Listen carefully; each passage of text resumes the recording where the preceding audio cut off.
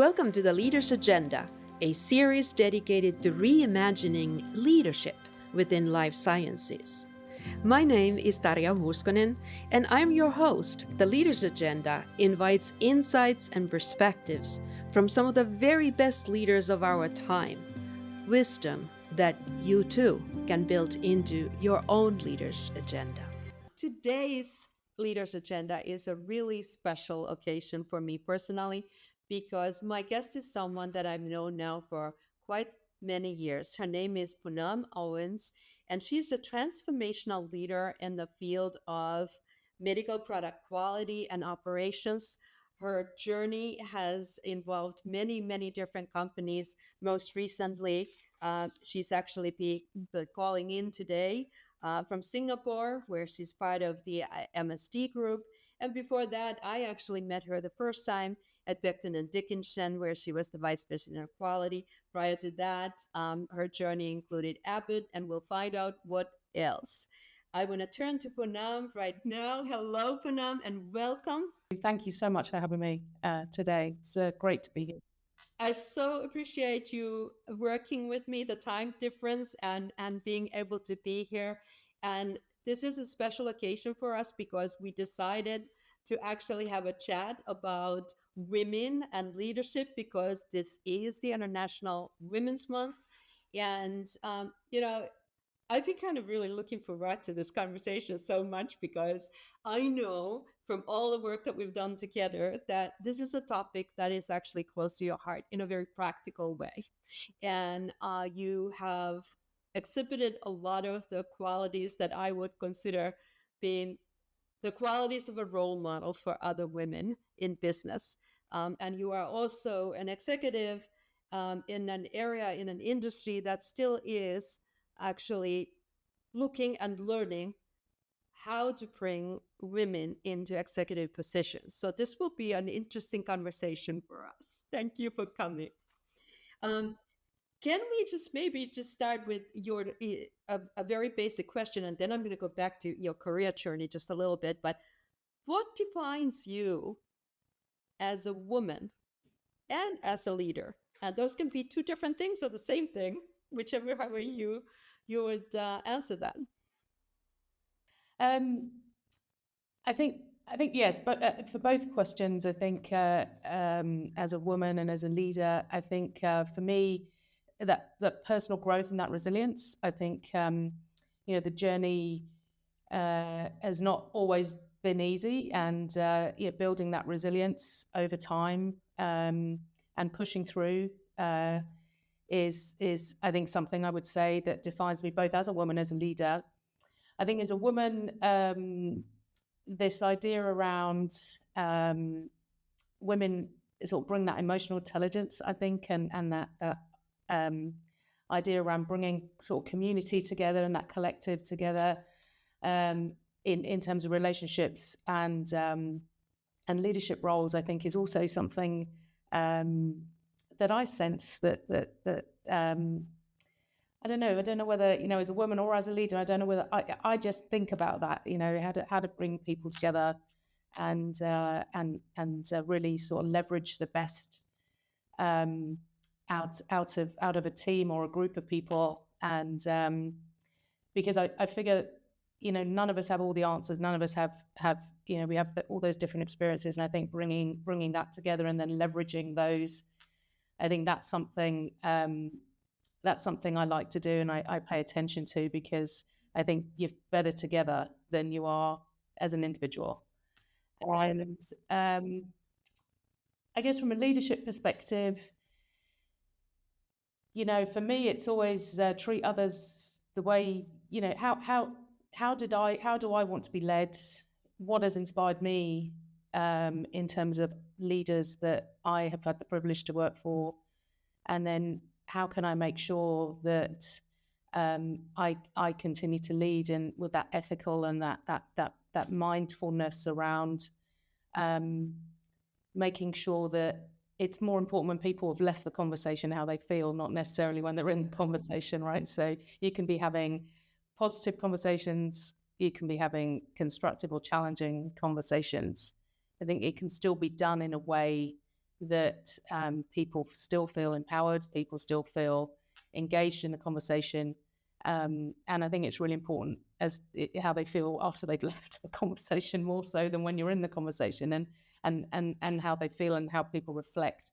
So I think this idea around ethical and maintaining that integrity, and yes, sometimes things do get emotional, but how can you still how people can still feel good about a conversation even if it's a difficult one. I think those are some of the things I think about when I go to work, right? Because we all have good days, we all have bad days, and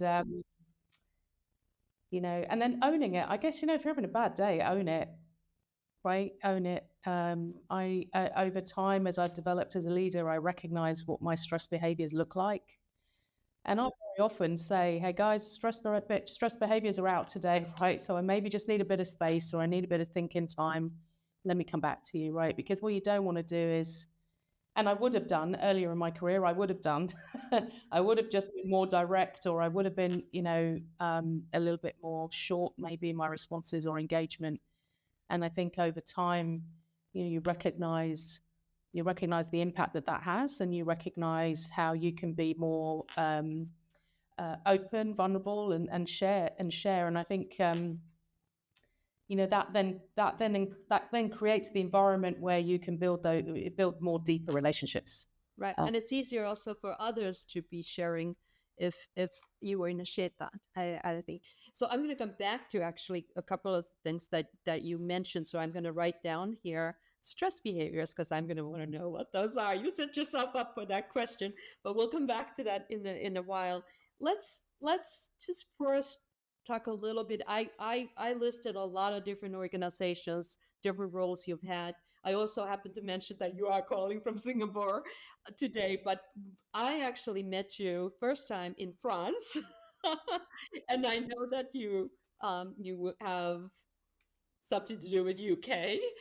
So tell me a little bit about what's your journey, and where all have we seen you, and what took you to Singapore?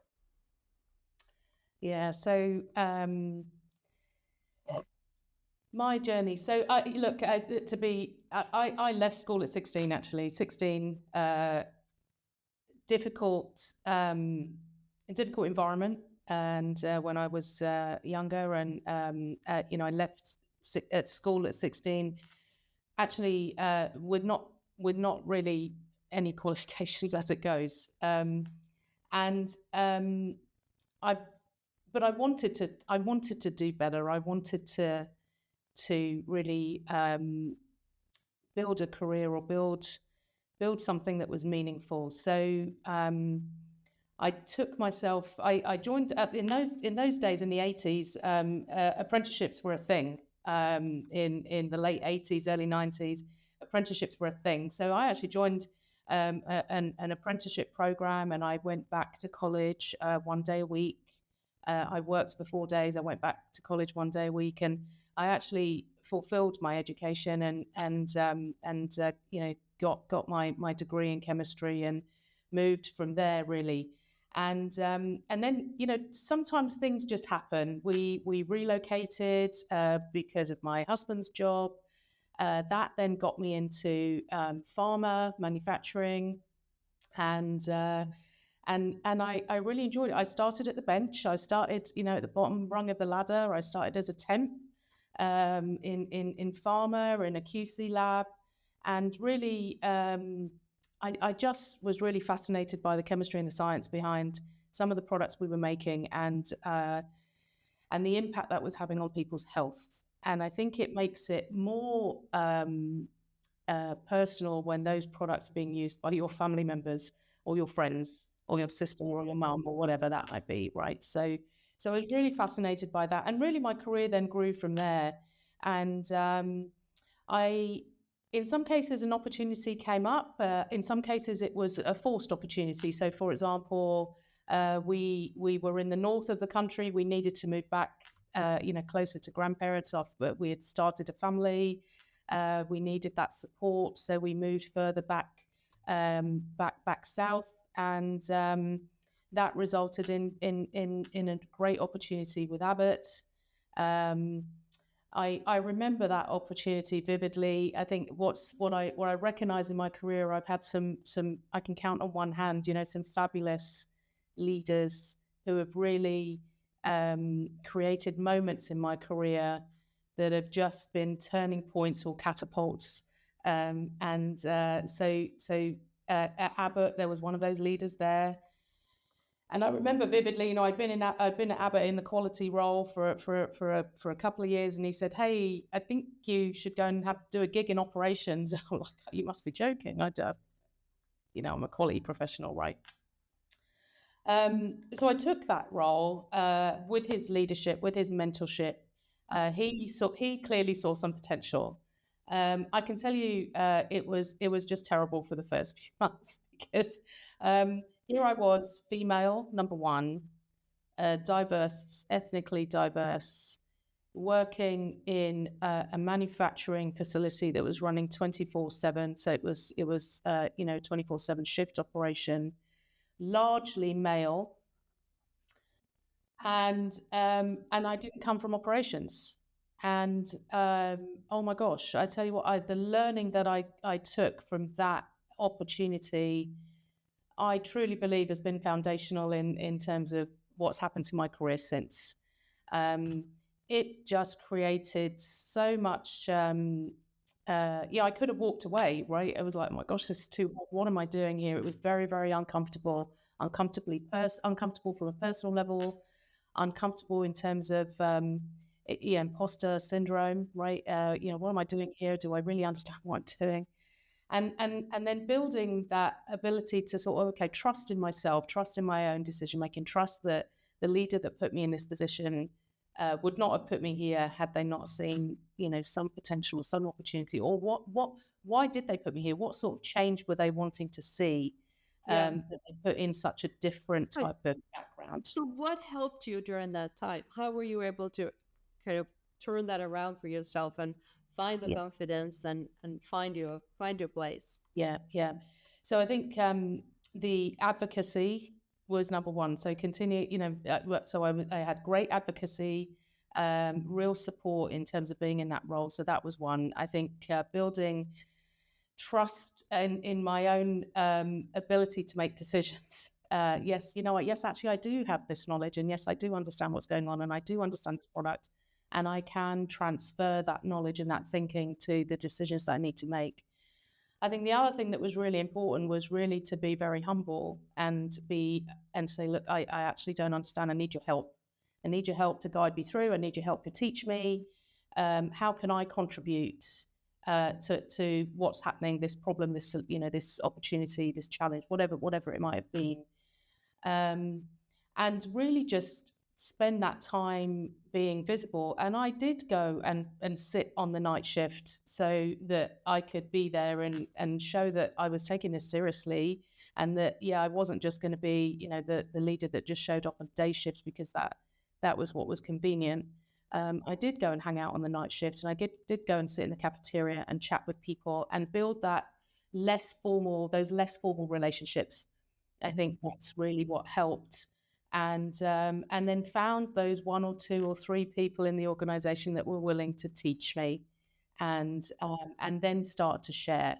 I think that's the thing. So this is what I can bring. This is the knowledge and experience I have now. If I add that to what how do we move forward and solve this issue or problem, or improve yields, or whatever the issue was, right? Whatever we were trying to do in terms of continuous improvement. So were you really saying there was a person who saw that potential in you, believed in you, but you also had the courage to make the step. And courage to make the step. Go to the unknown, right? Absolutely. And stick with it. And the tenacity to stick with it even when it was difficult at the beginning.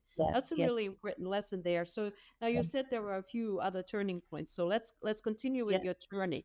We're still kind of at the starting point of this journey here. We are. So what happened next? So what happened next is another great leader called me. I think it was on like the 3rd of January. We've just had Christmas break.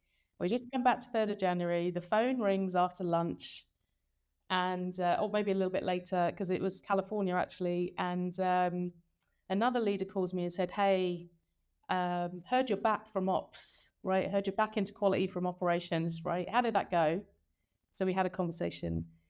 So, so we've got a bit of a gig going on in California. Do you fancy coming over to California? And I'm like, wow, you know, and this idea of, my gosh, these things don't happen to people like me, always goes, even now, it still goes through your mind, right? My gosh, do these things really happen to people like me, right? And so that was another terrific opportunity. Um, and so I moved to California. My family moved with us. And we spent almost 5 years on the West Coast working on acquisitions and integrations and working on a phenomenal product, which I see people use today. I see it on. It was the a blood glucose on body wearable, and so part of that team. Yeah, part of that team. That was part of an acquisition, and that was just terrific to work on something that was so that was really going to make a huge impact, a tangible difference to people's lives every day in terms of managing type 1 diabetes. Now, for the first time, a type 1 diabetic can see direction of their blood glucose, and they would not have to finger stick and guess which way their blood glucose was going. Now they could actually see direction of their blood glucose. I mean, it was technology that was really going to change and make it a real tangible difference. Um, and I see people out jogging, walking, people at work, they're wearing this on body, and it just, you're like, oh my gosh, I had the privilege of being part of that team, right? Part of that, developing that technology and getting that on market and making it accessible to men, women, and children. And I think another defining moment in that role was I joined uh, the customer service team because this was consumer products, a little bit different to what I'd worked on before. And I joined the customer service line just to listen in, right? What were people saying about our product? How were they feeling about our product? And I listened to one call, and we're on a silent line, right? Just listening. And the mother of a 5-year-old came on the line, and she said, "I just wanted to say that, and we had been working on a technology to make finger stick pricks painful or less painful." And she also had to test her child through the night, um, and then we were working on this sort of continuous blood glucose monitoring technology. Long story short, she came on the line and said, "I just wanted to say that you have absolutely changed the life for my child in terms of managing type 1 diabetes." And you know that moment where you get those goosebumps head to toe, and you just get that complete emotional connection with a mother, and how she just wants to make the life of her child better. Yeah, I'm tearing up almost listening to this one. I can only imagine what that must have felt for you being actually part of the team making that difference. And maybe we'll digress from your journey just a little bit on this topic, because do you feel that this is kind of at the very heart of what we need to get to when we think about patient centricity and understanding why we're doing what we're doing, that it's not just putting products out the door, but really what we're doing is we're changing lives, right? We are changing lives, and I think when we think about patient centricity, it is truly about, for me, really, it's truly about working with organizations that get into those non-sexy areas of disease. And that's where you're driving a real tangible difference in terms of people's lives. Um, and it's those organizations that have the courage to go into those disease states that is not necessarily going to, be huge, you know, revenue generators, right? But it's gonna significantly change the life of somebody's, or it's gonna significantly improve their way of life, and add a richness or add an ease, in a way that they can manage their disease that allows them to live. And I think for organizations in our industry that go after those, I call them the non-sexy disease states, right? Where it maybe is a small population, or it's a unique, or it's a discrete type of disease.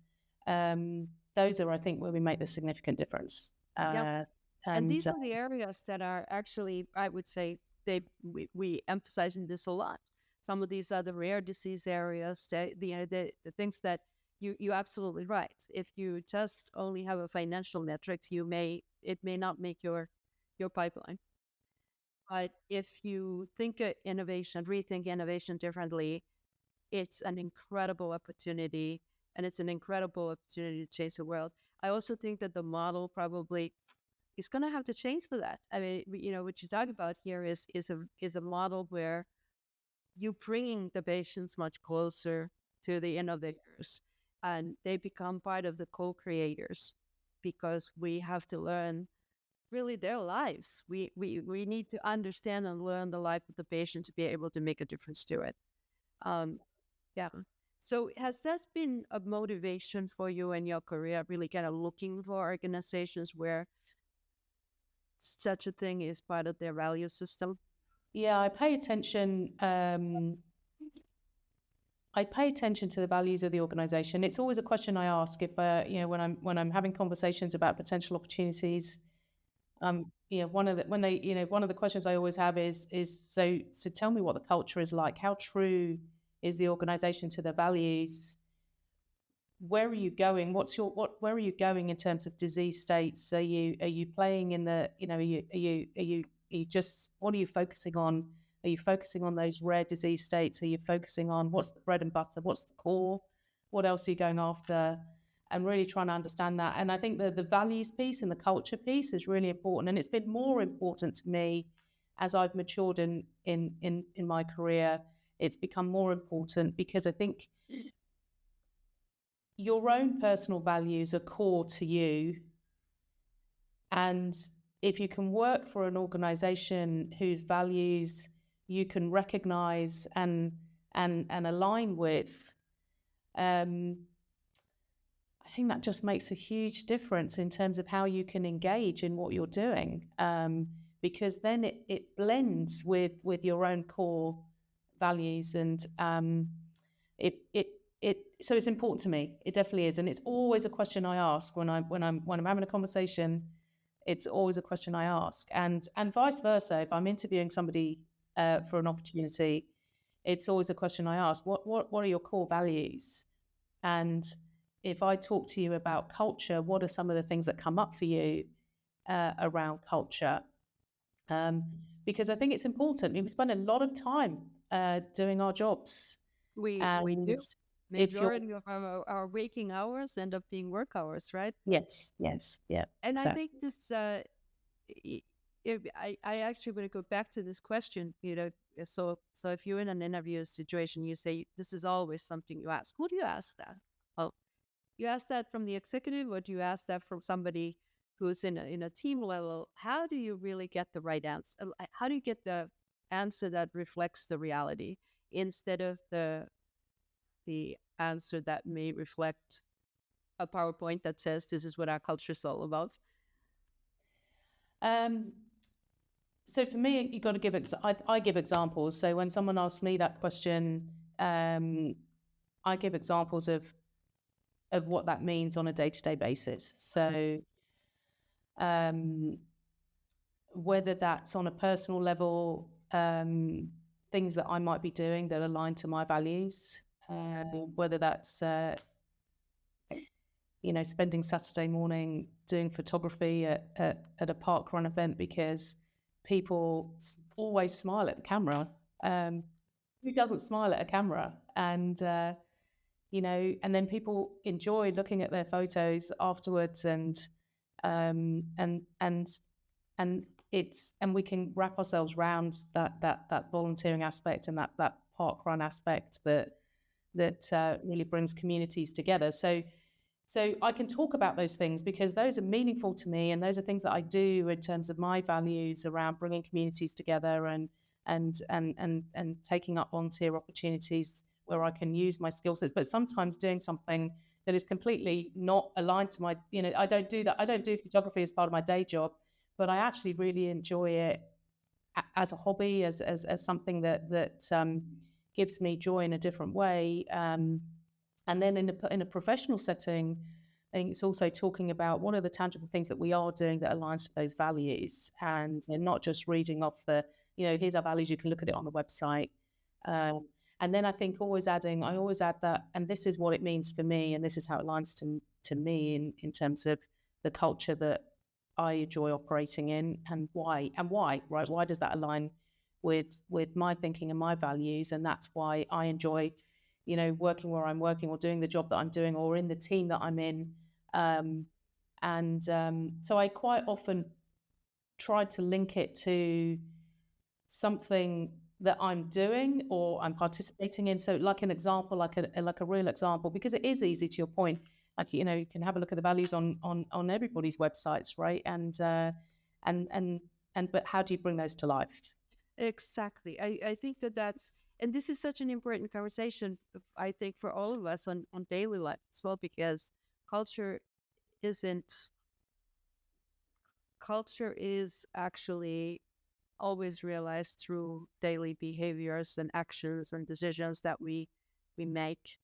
And there's, from my perspective, people often say, well, is there, do you build a culture and then you're done? And I keep going, you're never done. You're never done. Culture is something that we have to nurture all the time on a regular basis. And lately, I've been actually very interested in this idea of, is there really a corporate culture, or is there sort of a frame within which these large companies, and you've been in many large companies, there's a frame that sort of aligns to the overarching values. But in a sense, every company is a set of microcultures. Um, and they, whether they're the functional cultures or the small team or the, regional team, whatever it is, we have this nesting world of cultures. And so we have to make, it's kind of the same process that you were just talking about, which is, are we fitting the nesting world of the cultures, still finding something common, because there's a common thread of something that matters, the kind of the North Star that from a perspective of what's what is okay and what's not okay to do, I suppose, as well as what is meaningful. Yeah, Yeah. absolutely. And then the addition, I guess there's several layers of culture as well. So if I think about the different cultures in each country or regions, and then you have diverse workplaces where you have associates from different countries, different cultures, different backgrounds, different experiences. All adds to the richness of culture and how that culture is developed. And I completely agree with you. You don't just do culture and then move on and you think you're done. You have to participate in that,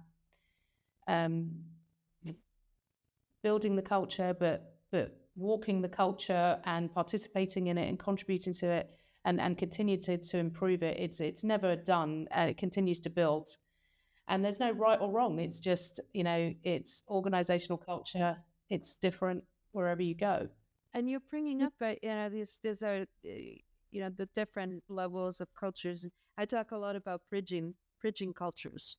This is not about, so especially right now, we live in an extremely global environment, which has actually made us, whether we are co-located or not, we actually working in multicultural environments from an national culture perspective, ethnic, and then you put all the organizational cultures on top of that.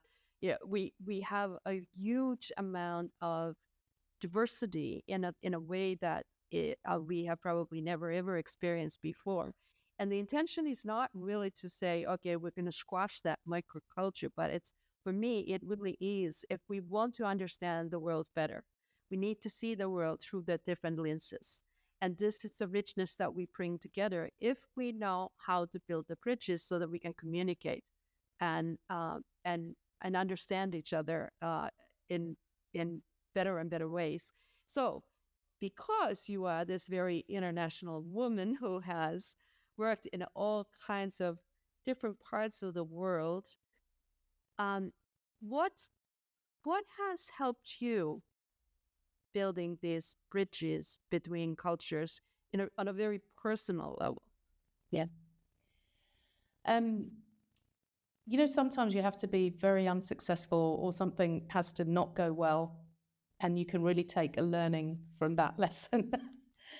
um, I think for me, that really was what prompted that in my mind, this idea about I got to think about culture, and I need to pay much more attention to culture than I ever did. I was, in my younger career, that person that drove for results.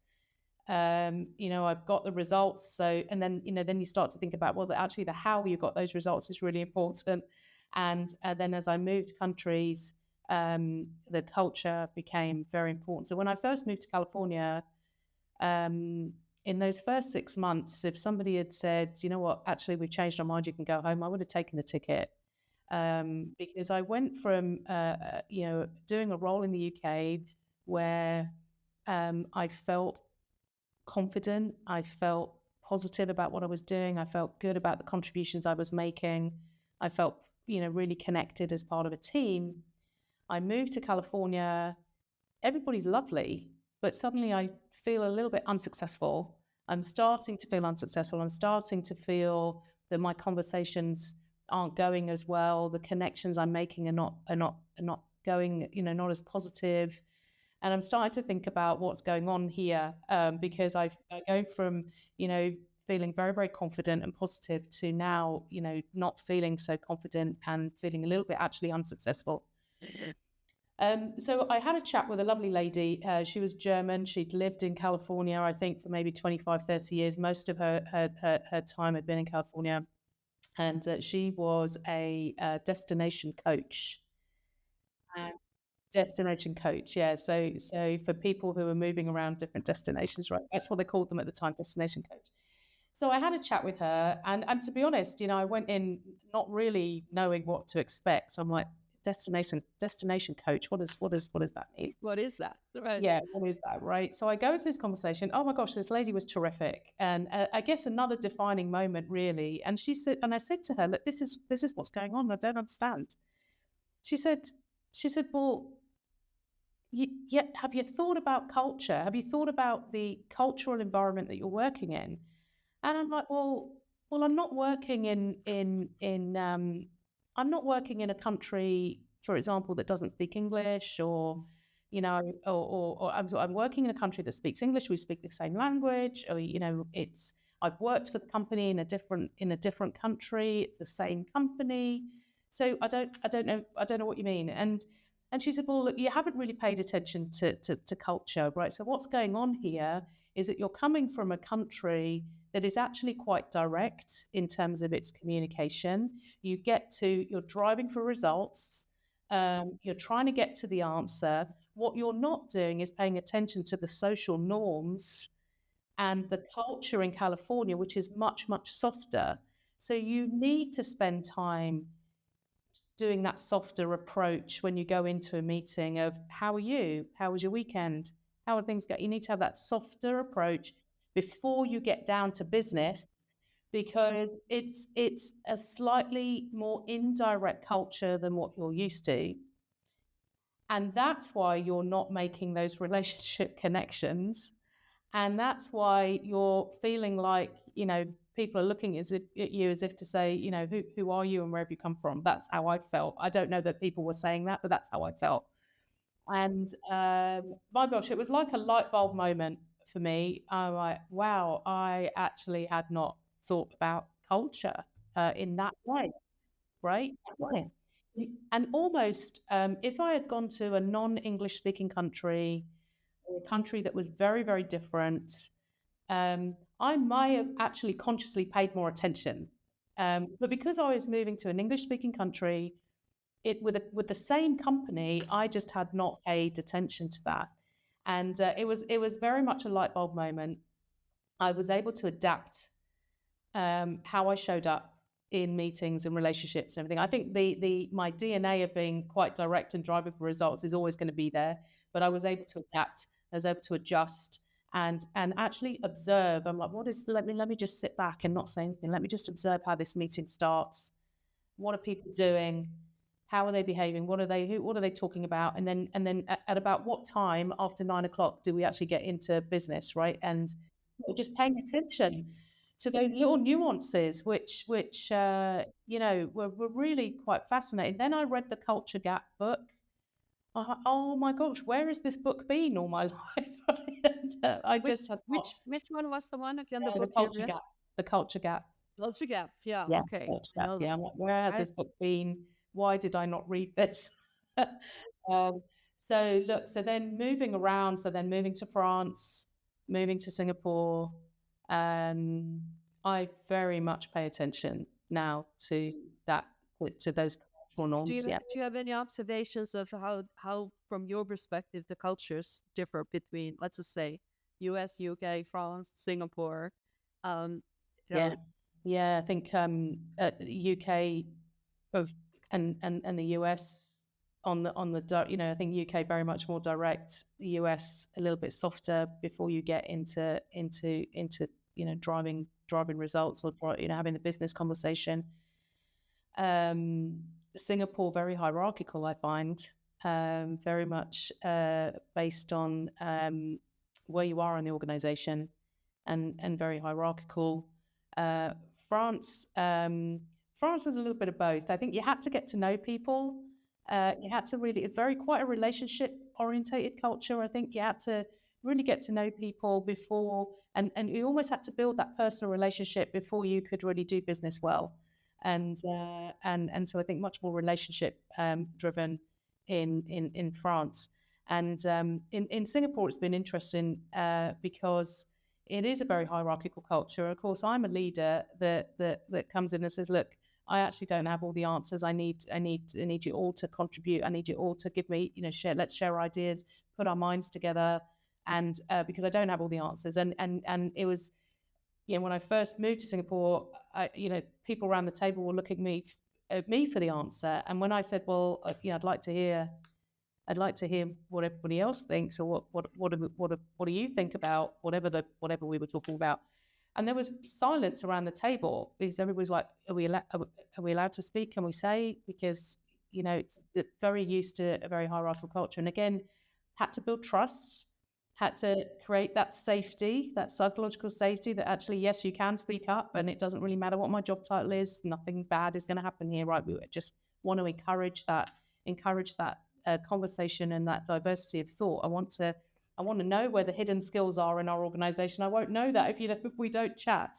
So so I think, again, adapting as a leader, recognizing what's happening, and then it always comes back down to trust, safe space, um, creating a positive experience.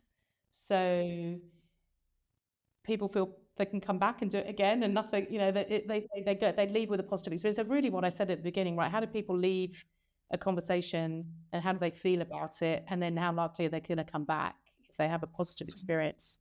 so creating that relationship one conversation at a time, one engagement at a time. Can you build trust through that? That's really important. So, do you do you feel that being do you consider yourself um,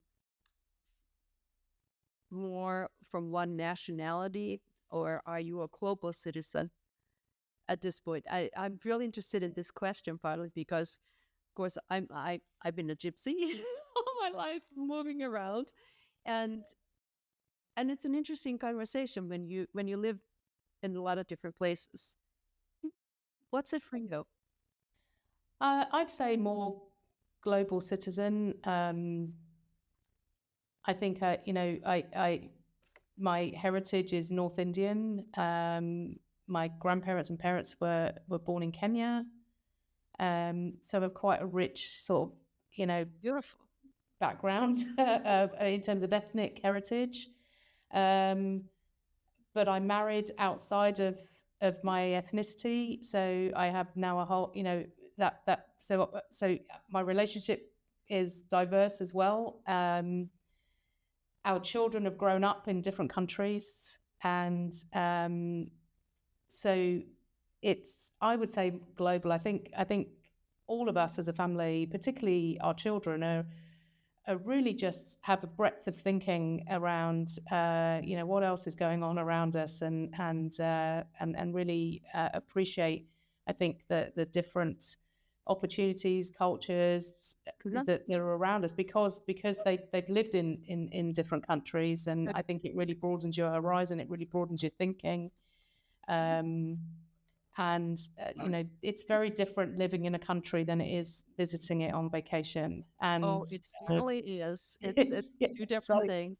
yeah, Where do your children live at the moment? You said they are all grown up, so I'm yeah. assuming So they're not in Singapore with you. so I have one in Singapore who arrived just in November. So we'd almost been here 2 years, and he joined us in November. So that's our youngest, our son.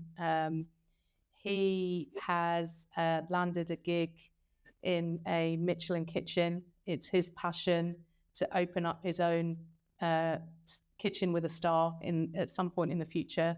So very, very creative, and so he actually has just joined us in November for 6 months or so to see how that gig goes, and what he wants to do next in terms of his career. And our daughter, who's our oldest, she graduated as an economist, and her mission is to create a better globe for future generations. She's currently working on wind farms and sustainable energy, and um, very much, very much wanting to make this a better place for the future. So just super proud of both of them, and Yeah, Lewis, my husband, continues to work on new innovative technologies in terms of medical devices. So he works with the researchers and the startups, and what else can we bring to the market that is going to make someone's life easier, right. better, and really help, some of these diseases just more manageable. So Yeah, he's working on that. So we're a very diverse family, yeah, in the sense of how we want to contribute, to society, to the workplace, and we want to contribute within our family. So our daughter's lives in London. She lives in the city, works out of Canary Wharf, and visits, visits different locations, and working, wind farms. That's what she's working yeah. on. And her son, That's I'd have that's to say, amazing. we eat very, very well. We eat very well as he practices his creations. He has a creation. He I know. wakes up and he's like, I'm a little bit jealous about that. I think I should come visit you. you absolutely should come and visit. Yeah, yeah, yeah. So yeah, super proud of both of them. And I often ask them, hey, as kids, you guys moved around. And I remember it was really challenging. I remember, our Yep. kids saying, what do you mean we're moving back to the UK from California? What do you mean? What Yeah, about my friend? You're ruining my life. And so I often, as a parent, you sort of reflect: are you doing the right thing here? Are you building? Are you setting um, the right borders and boundaries? Are you building? Are you building good citizens, right? In terms of yeah, some of the decisions that we made as parents, and some of the decisions we made about our jobs, and the opportunities that we were fortunate enough to have. And I often go back and say, hey, look, how was it? Now that you're older and you look back, how was it? And 99% of the feedback is really positive, right? Yes. It's tough at the time when we had to move, but actually what we learnt and how they use that today um, is, that those are some of the things they talk about, and they, talk about some of the opportunities they had, the Yep. experiences that they had, the food that they tried. They had Yeah, sushi have for the have the first courage time. to kind of. I Yeah. think what I'm hearing, there's this theme when you talk about yourself. Mm. Uh, on one hand, you say, well, sometimes it comes down to, well, why me? But really, there's so much courage in everything that you talk about, Mm. all the different decisions, even in this short time that we've talked about. It takes courage. Mm. It takes courage to go after the things that we believe are important, Yeah. whether that's on the career side or on a personal level. And Yeah. and now that we've talked a little bit about your kids, then let's go back to our womanhood conversation Yes. here, Yeah. Yeah. because Yeah. Yeah. I think this is an important topic for us. We are also mothers, Mm-hmm. and we've chosen, both of us, we've both chosen to have a career. I built my own company. But Yeah. before that, I was also an executive in a larger company in the United States, and it it's a different rhythm. Mm-hmm. I think is as a mother, when you choose to be and choose to actually have a career, but Yeah. also raise children. And for me, I think what was really important for my own decisions around this, particularly when I decided to start a business 30 years ago. This is our 30th birthday year, by the way. Oh, Mhm. congratulations. Thank Amazing. you. Yeah. So 30 years ago, I remember I could have stayed and had a great career in a Mm-hmm. corporate environment. I wanted to start my own business, and I wanted to start a consulting company. Yeah. And I was a single parent with two kids. Mm-hmm. So the reaction that I got, well, first of all, my mother was still alive then, and she said, "Whatever you do, don't ever look back, don't ever question yourself." Yeah. Best career advice anybody has ever given me. Yeah. Absolutely. Yeah. But it was amazing how many women Mm-hmm. judged my decision in a negative way, Mm-hmm. that it meant I wasn't a good mother because Mm-hmm. I chose to do something that would actually, in their mind, was a big trade-off. Yeah. And Yeah. I think it's a hard decision because there are trade-offs. They're right. How have you been able to handle the trade-offs of parenthood and being an executive, having a career that's Mm-hmm. demanding? Yeah. How does that work for you? I think transparently, there's quite often a lot of guilt around, am I balancing my time in a good way, in a constructive way, in terms of what I'm giving to, the job that I enjoy, the job that I love doing, and of course, you making a choice to start a family and have a family, and am I dedicating enough time to nurturing that growth?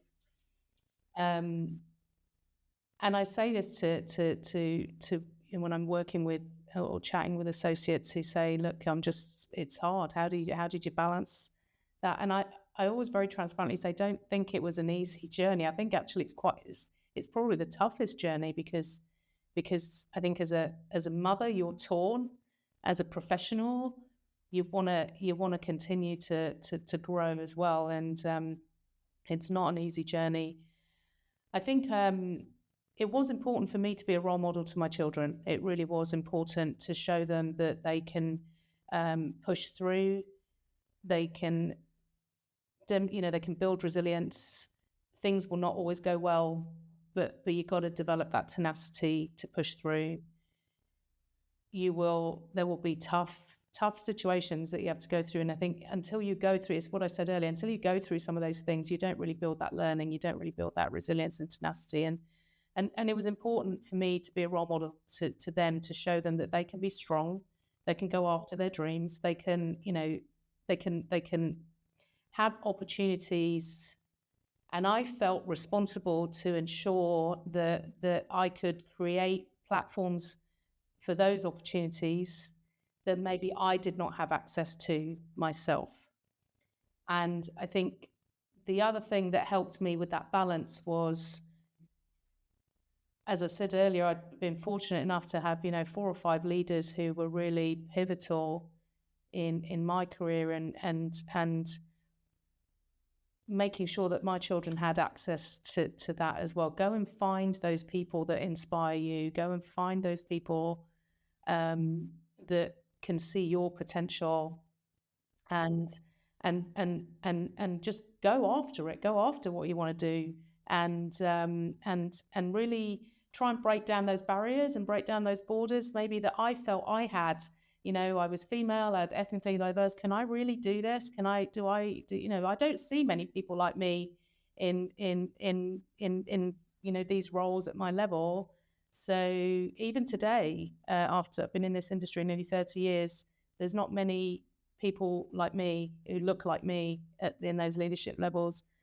And so it was important, I think, for both of us, for Lewis and myself, really to create an environment where our children felt that they were supported, they could go after what they needed to go after, they learned the lessons they needed to learn through those experiences, independent, strong, and could also be role models to others in terms of their own personal journey. So I think always there was always a lot of, am I doing the right thing? Always a lot of questioning, a lot of should I stay at home more? My job, as you know, at BD, there was so much travel. I was away a lot. But then my kids say, "But Mum, there were so many opportunities. When I had to go to Mexico for business, the kids sometimes came and joined. Or if I went to the US, or we had a weekend in New York. The kids flew in on the Friday, and we had a weekend in New York before we flew back. So they had opportunities, and they were like, "But if you hadn't have travelled, if you didn't do that job, Mum, we would not have seen a lot of what we saw, right?" So, so I think you just have to figure out the balance, and you have to. Yes, I think as a mother, you will always feel a little bit of that guilt. Am I doing the right thing? But I think the feedback's important. When I go back to my kids and say, "Well, what did you think?" And they were like, "Well, we got to go to New York for the weekend. That was fabulous, right?" the And the feedback is super important, and actually, I remember even when my kids were little, I would ask for feedback. We had a lot of conversations, and actually, when I did start my own company, my little story was I wanted to start the company partly because I had 2 children, and I wanted to create an environment that would allow me to really blend my life. I didn't feel like, because I was so passionate about so many different things, and I needed to continue following that for my own self, but I also was, I mean, my children are everything in my life. I'm sure this is yours. And so for me, it was really finding a place where things can be, when you can plan things. And it's funny because when I decided to actually then start the company, my my youngest son at the time was drawing the first ads on crayons for the company. So so they became part of the journey, and I'm very happy for that. So let's go back to the women's journey just for a little bit. We'll switch gears because I found really interesting. I was looking around on your LinkedIn account, and you very recently posted something about inspiring inclusion, and this was actually related to Women's International Women's Day. And I quote you here: "You were defining what inspiring inclusion means to you. There were 3 important things, actually 4: committing to dismantling barriers and biases, advocating for equal opportunities, amplifying the voices of women, and fostering a culture." And after this conversation, no surprise, fostering a culture of respect empathy and understanding where diversity is not that diversity is not just accepted but actually celebrated. Um, let's talk a little bit about those barriers and biases. Mm. From what you see, what are they? What are the biggest barriers and biases? And maybe we can talk, if you think there are differences that are more pronounced in our field, in our industry, and in the medical industry or healthcare industry, um, what are the biggest ones? So when I think about bias, we typically when we're in an organization or when we're looking at adding talent to our organization, we typically hire to what we know, and we typically look for personality traits that we relate to. And quite typically we also hire skill sets that we maybe feel are traditional. And I think an example of where you can, break down some of those biases and barriers is making sure that when you're having some of these conversations, you've got a diverse group of people having those conversations to challenge your own bias, right? So when you're chatting with someone and getting that feedback to say, well, actually, this is what I was hearing, what is it? And then someone challenges that and say, well, actually, this is what I was hearing.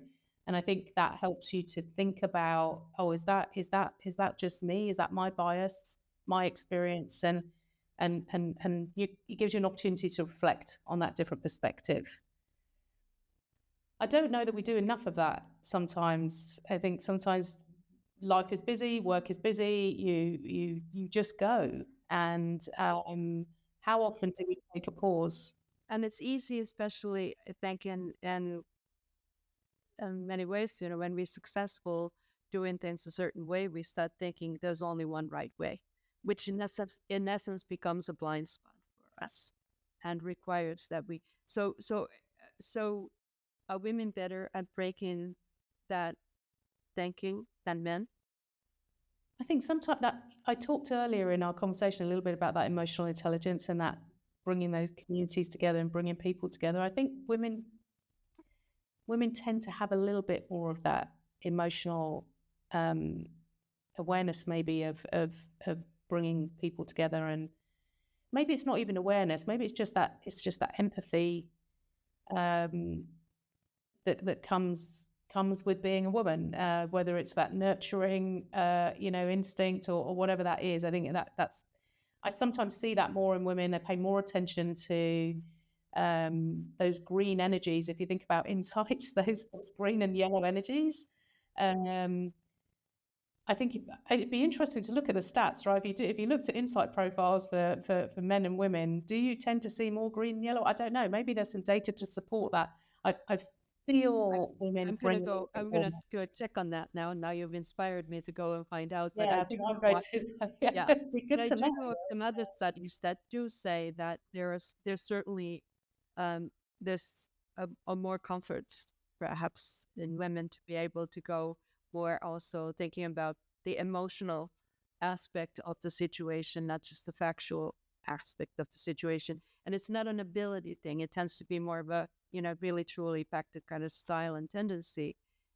So and marrying these two perspectives together, I think, becomes really important. Especially, I mean, I teach conflict management among other things, and I usually always tell about we always have two tracks. We have the factual track, and then we have the emotional track. The factual track actually is pretty easy to work through. And this is where we have our charge and these and things. But if we think we work through the conflict just because we now saw the charts and we all can agree on the chart, we have not yet resolved a fundamental conflict. It could actually have to do with values, could have to do with a number of different things.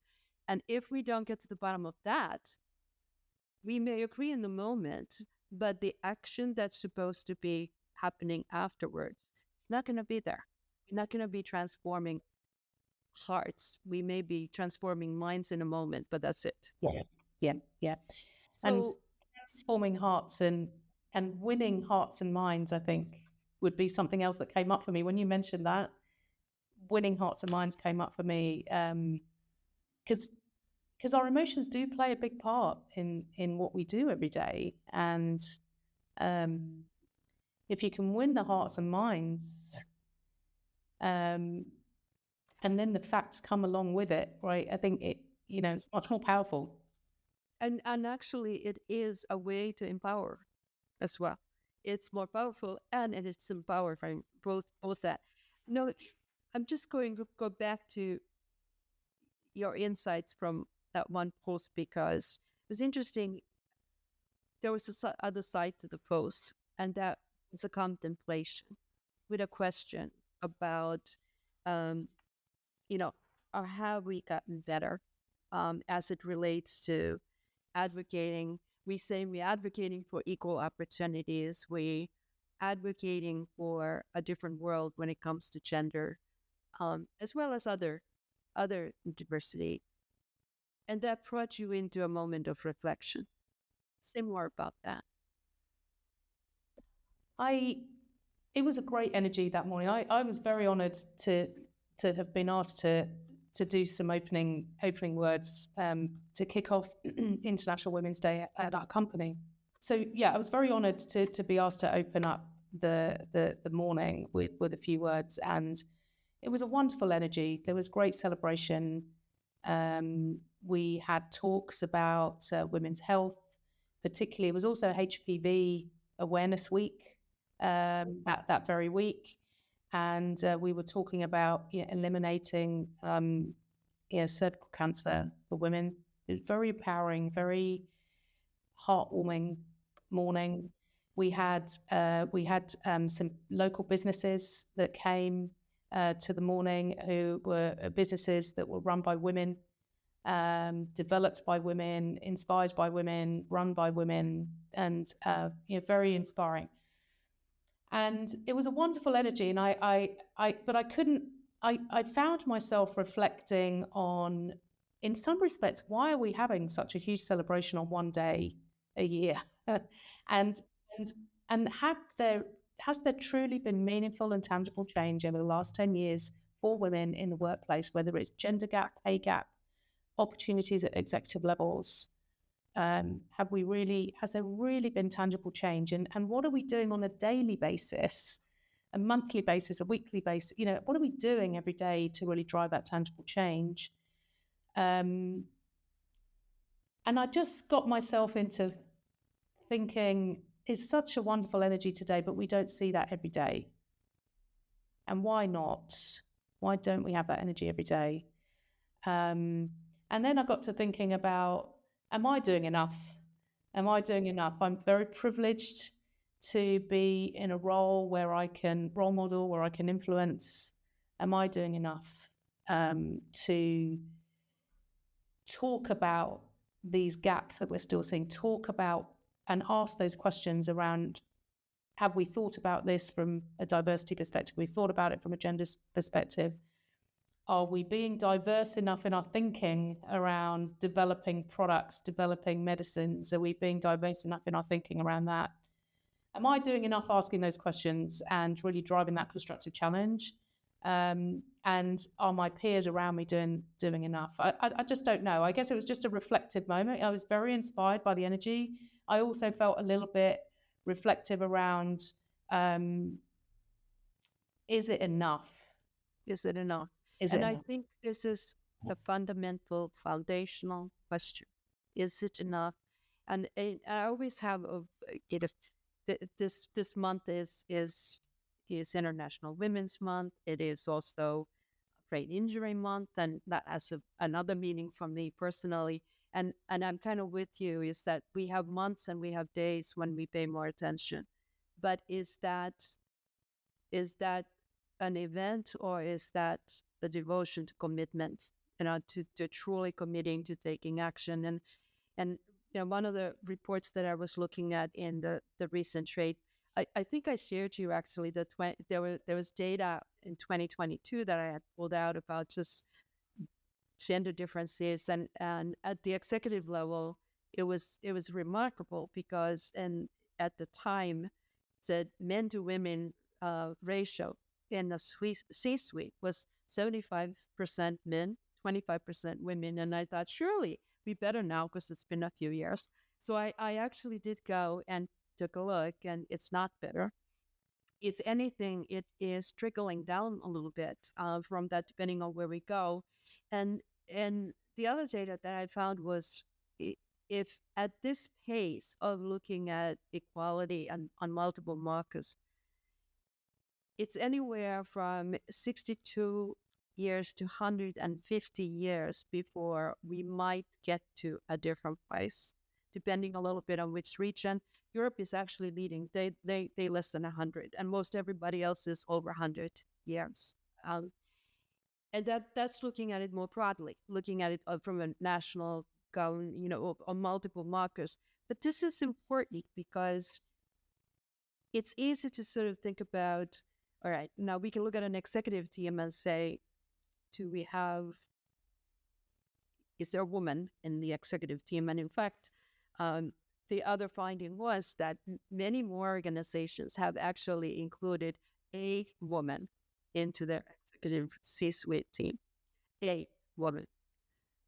And then what they call fatigue has actually taken over, and it's still just one.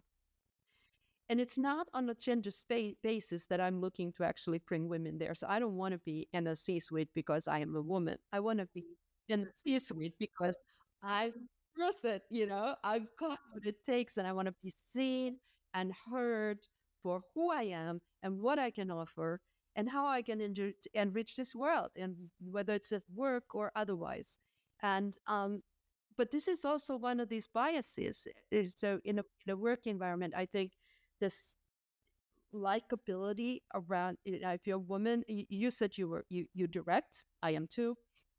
Um, Oftentimes there is an image of that being the very, very same characteristics that we might find admirable in a man, and a woman get judged in a different way, right? So we've got ways to go, and so I'm really into this thinking in a micro scale. What can we do? I loved your reflection for that reason, because you went back to yourself and said, what can I do differently? So are there some concrete things that we can really do in our own environment or in the larger world that you think allow us to move this agenda forward? It's. I think yes. I think that there are. I think sometimes the reflection I have is it work? Is it actually going to make a difference? and um, and I think we've got to believe that it has to be better than nothing. Um, and so I was just reflecting on what you said around I want to be in a role because I'm good at it and I'm competent and I add value, not and I happen to be a woman. I I don't want to be in a job because I'm a woman, right? And actually sometimes that creates reverse discrimination. And I think that's not right either. We can't just say, well, I need to hire a woman over a male. I mean, we still have to think about not creating a different problem, right? By doing that, but yeah, it's so so coming back to the question, tangible things that I could do every day. I think I can continue to ask those questions when we're in different forums. Have we considered this? Have we thought about, X person could actually do this? Have we thought about bringing in a different skill set? Have we thought about? I can continue to ask those questions, and I guess ultimately what I'm trying to do is encourage challenging of your bias, or my bias, your bias, our bias, right? Challenging the bias, the conscious and the unconscious bias, and actually just creating a thought. Can I cause a stop or a pause where I can just challenge the thinking, or have someone challenge their thinking around whatever that decision is they're making, whether it's a hiring decision, whether it's a product decision, a design decision, whatever decision is it's just, I guess, being provoking that thought. Is there a way to, is that a small thing that you can do every day to just provoke thinking around? Yeah, like, creating the space and time to Mm. actually and invite. I think you said amplify women's voice.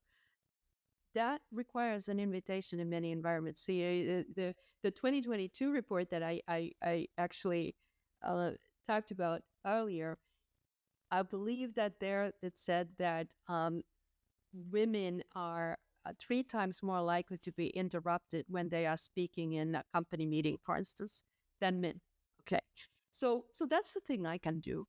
So if I'm facilitating a meeting, I need to make sure that we change that. We have to call it out. These are what I kind of call these small microaggressions almost. They very subtle. It's very easy to not notice them, but if someone's not feeling comfortable or safe speaking up for themselves, I think this is how women can also help other women. We can give them that support. Are you a mentor or a coach for other women? I am, yes. With over time, different organisations. I've coached with the Healthcare Business Women's Association, or mentored with them. I actually qualified as a coach. Actually went and got studied on coaching, and uh, qualified as a coach, because I didn't want to do a disservice. I didn't want to do a disservice to people that I was having conversations with. So I felt I needed to go and understand a little bit more around the science of coaching, and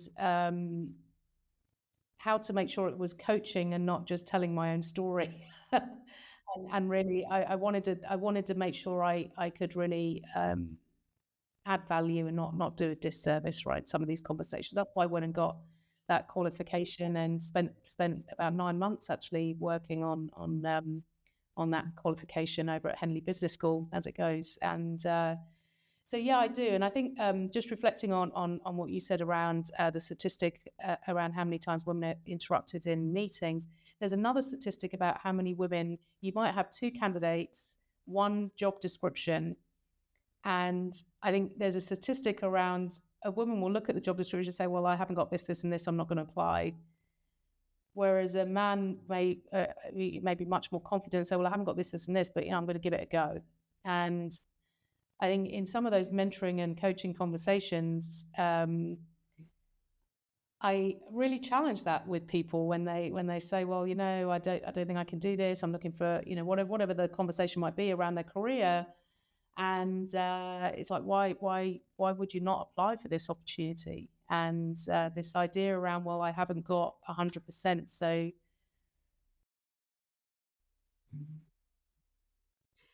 You know, you it's funny. I'm now journeying right back to that first conversation that catapulted you to take a job that you wouldn't have probably taken if it wasn't for someone seeing you for even more than what you were seeing yourself, right?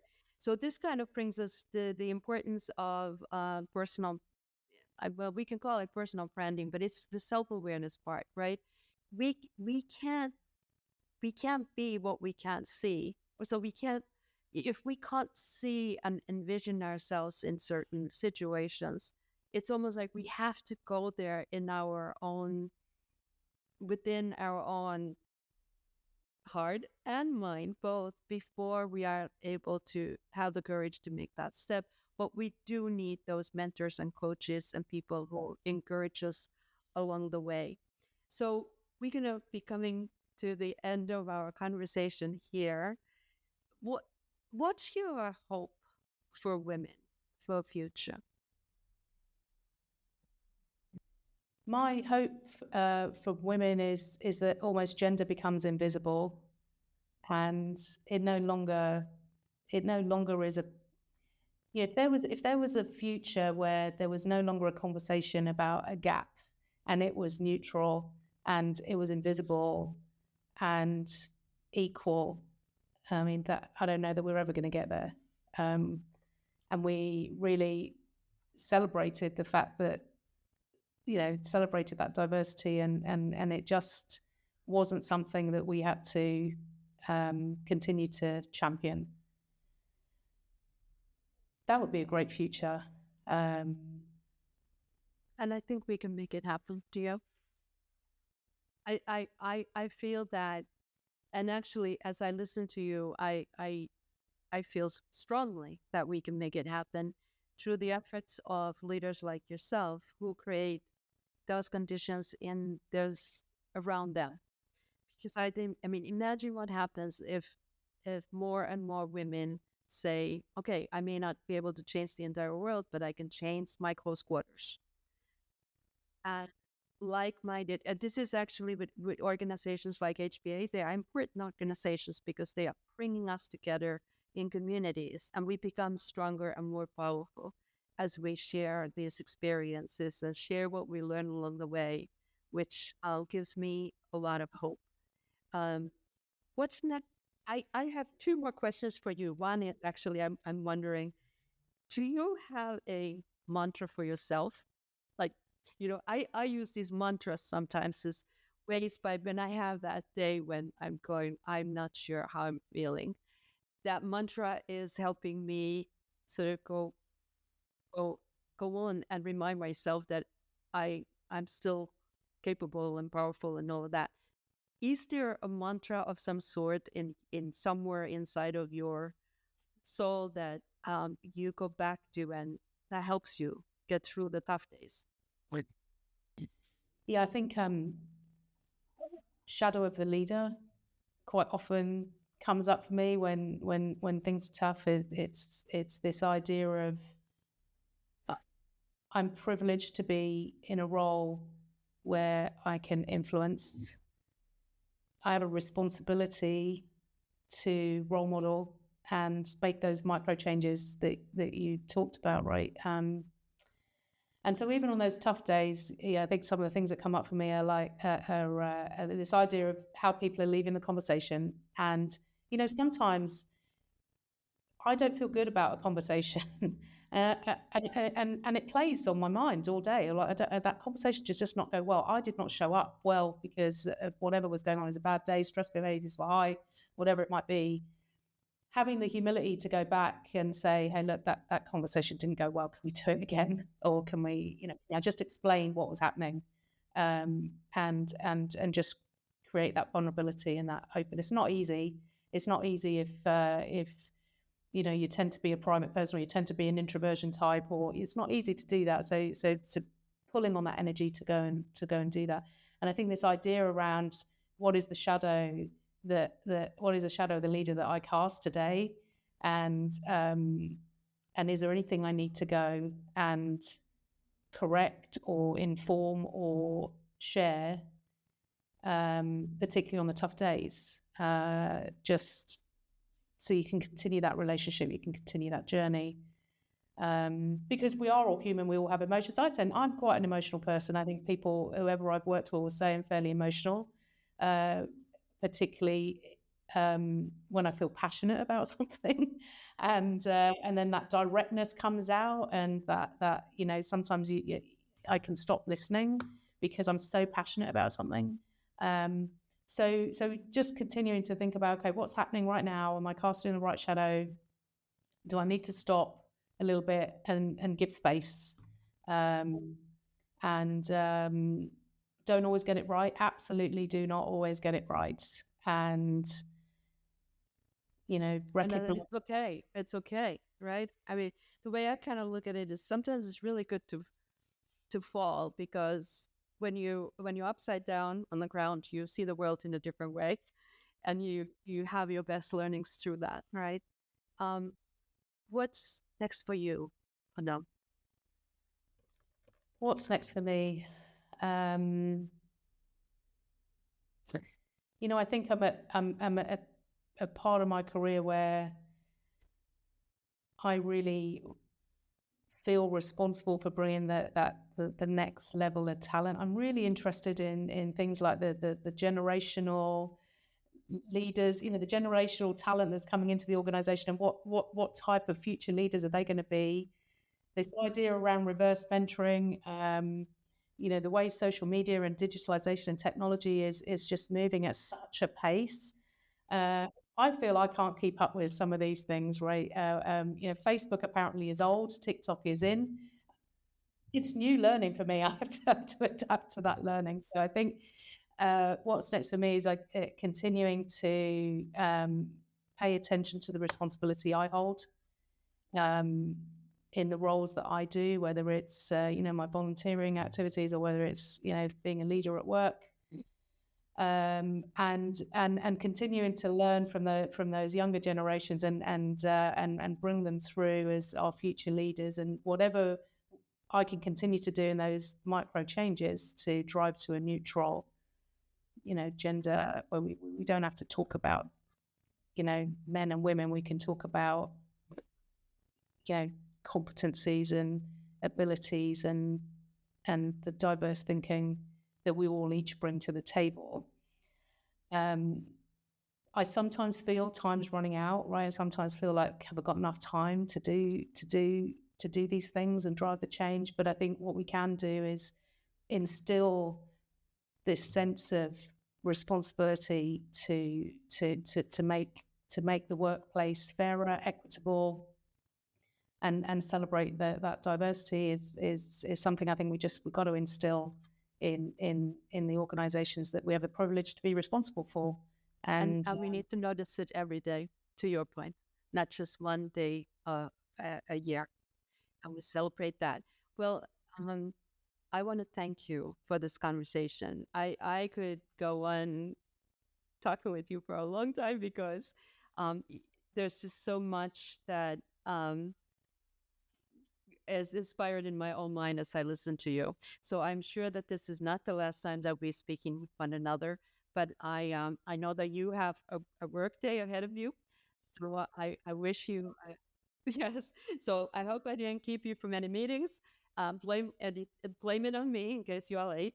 And thank you very much, and all the best to you for all of the new endeavors that you're up to. Oh, thank you so much. It's been a terrific start to my Friday morning. A wonderful conversation. I truly appreciate being able to chat with you. You also have inspired different things for me, different thoughts and different. And I'm going to go and look up that research as well. I think it's just a terrific conversation. What a great start to Friday. Thank you ever so much. We'll be in touch. Take care. Bye-bye. Okay. Bye. Bye-bye. I hope you enjoyed today's conversation. Check out leadersagenda.com for information on our past and future episodes. And I do hope that you engage with us also on LinkedIn, Twitter, or Facebook, and post your comments about what you heard today and your ideas forward. Keep us. Thank you.